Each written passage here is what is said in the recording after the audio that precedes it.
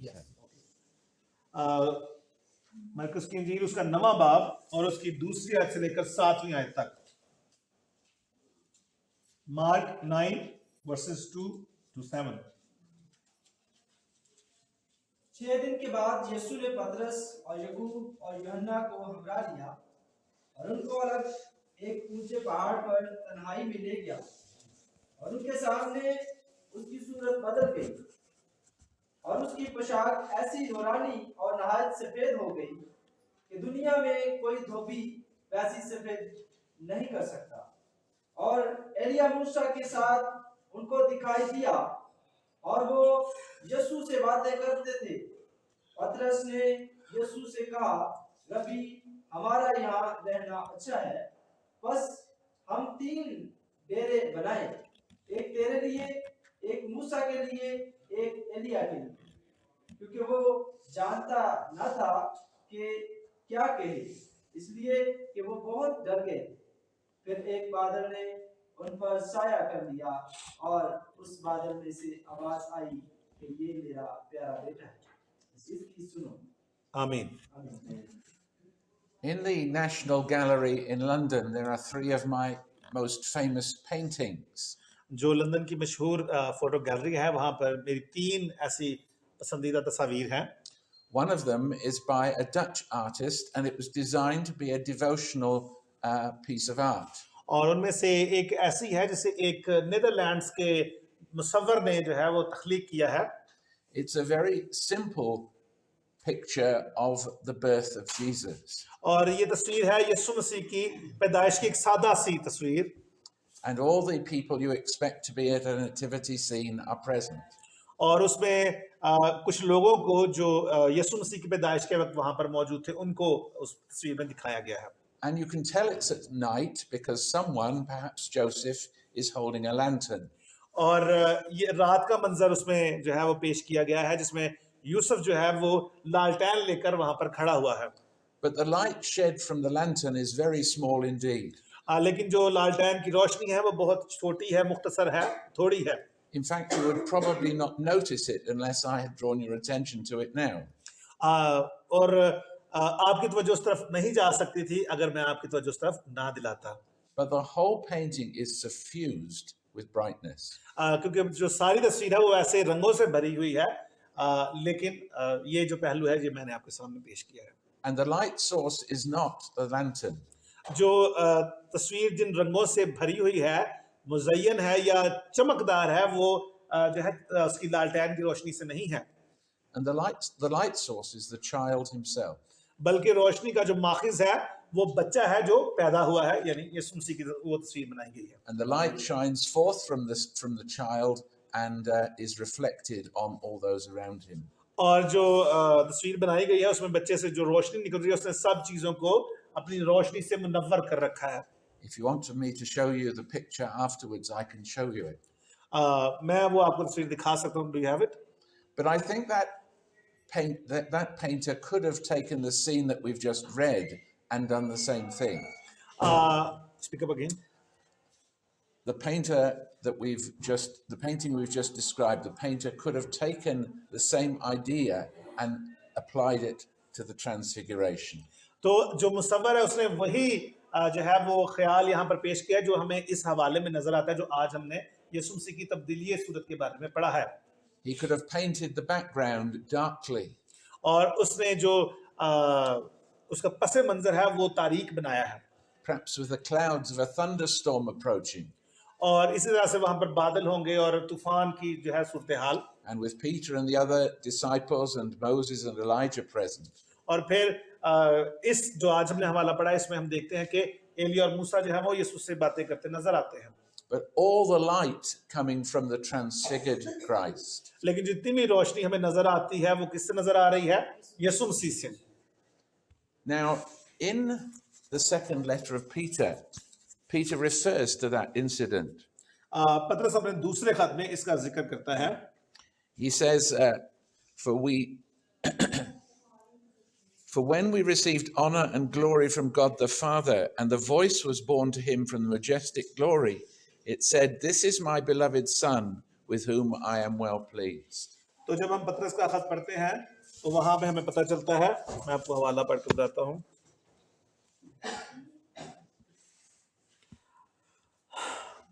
पतरस का दूसरा खत, उसका पहला बाब 17 आयत, कि उसने खुदा बाप से उस वक्त इज्जत और जलाल पाया जब उस अफजल जलाल में से उसे ये आवाज आई कि ये मेरा प्यारा बेटा है जिससे मैं खुश हूँ।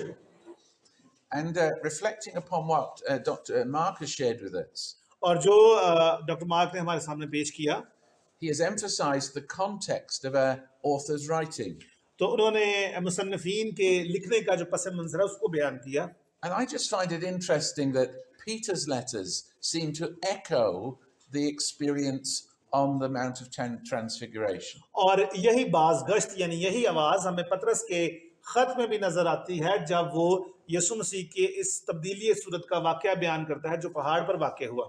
And here he specifically relates to that incident.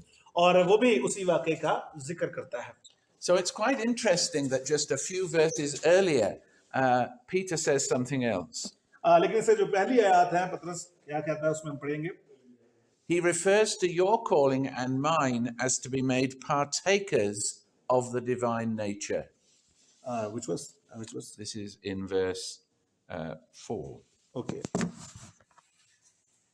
चौथी आयत में कहता है, जिनके बायस उसने हमसे कीमती और नहायत बड़े वादे किए ताकि उनके वसीले से तुम उस खराबी से छूट कर जो दुनिया में बुरी ख्वाहिश के सबब से है ज़ात इलाही में शरीक हो जाओ। Now, I have friends within the Eastern Orthodox Christian tradition. मेरे कुछ ऐसे दोस्त हैं जो कि रासिफुल एतकाद ऑर्थोडॉक्स कलीसिया से ताल्लुक रखते हैं, And this verse is the most important verse in their spirituality.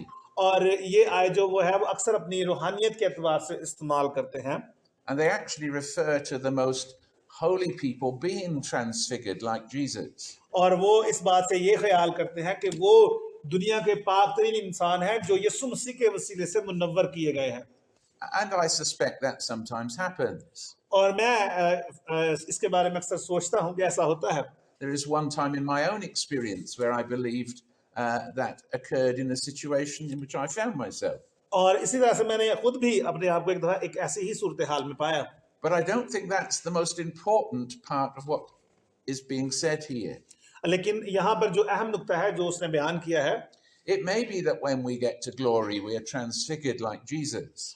जब हम भी जलाल की हालत में तब्दील किए जाएंगे तो हमारी सूरत भी बदल जाएगी। And that just as his human body was transfigured by the presence of God, so will we be also. और इसी तरह से जब यीशु मसीह जो है वो खुदा के हजूरी में यानी खुदा के जरिए से उसकी जो सूरत बदल गई तो हम भी जब खुदा की हजूरी में जाएंगे तो हमारी सूरत भी बदल जाएगी। But that's for the future.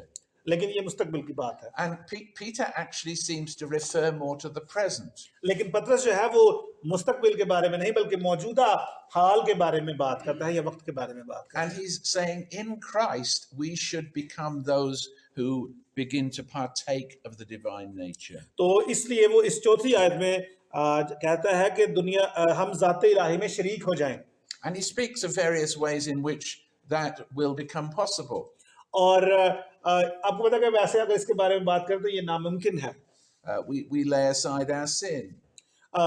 हम We set aside our sin. हम गुनाह को एक तरफ रखें We grow in holiness. और फिर हम पाकीज़गी में बढ़ते हैं। But whatever the means, the aim is to become partakers of the divine nature. तो जब हम अपनी गुनाह आलूदा जिंदगी को तर्क करते हैं और उसके फजल में तरक्की करते हैं तो फिर हम उसकी ज़ाते इलाही में शरीक हो जाते हैं। यही हमारी जिंदगी का मकसद है कि हम खुदा के हजूर जो है वो नए बनाए जाएं। In other words, God in his grace खुदा अपने फजल में so inhabits us और हमारी आदात में that we become, as it were, gods. और हम जो है वो खुदा की मानद बन जाएं We reflect who he is. और हम ये जाहिर करें कि खुदा कैसा है And his character is made manifest in us. और हमारे किरदार से खुदा का किरदार जाहिर हो। Now, I mentioned this to you for one very simple reason.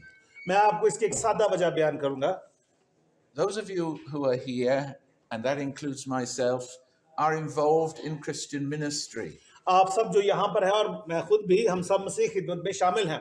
And it's very easy for those ministries to consume us. और ये जो खिदमत है ये क्या करती है, हम इसमें रोज बरोज जो है अपनी ताकत मेहनत जो है वो खर्च करते हैं, So that our ambitions are fundamentally related to our ministry. और हमारे जितने भी मकासद हैं वो सब किससे जुड़े हुए हैं, हमारी खिदमत से जुड़े हुए हैं। To my being a better preacher or a more effective evangelist. और हमारा यही मकसद है कि मैं एक बेहतर जो है वो वाइस बन जाऊं, पादरी बन जाऊं, या एक बेहतरीन मुबशर बन जाऊं।